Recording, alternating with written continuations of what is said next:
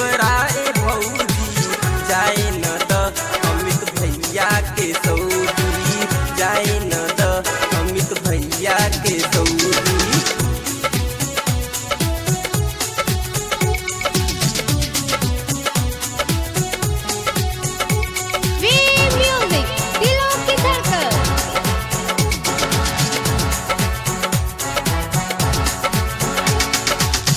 नया नया आइल बाड़ू रखा कुछ दिन हो मन कर खाए के तोरा नमकीन हो।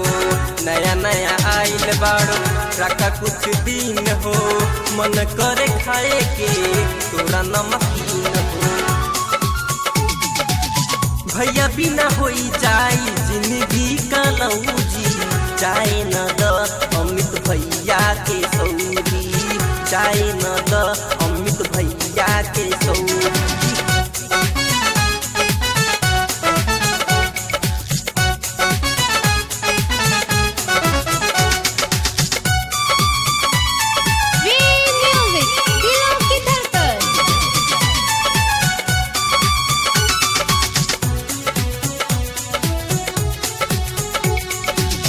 शादी के लाइल बाड़े ले तू माजा काहे जबनिया के देत बाड़ू साजा।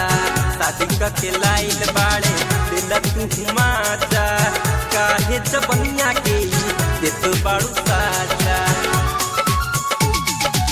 विकास बिना खाली पर जाई तोहरो हौदी जाए न द अमित भैया के सऊदी जाए न द अमित भैया के सऊदी।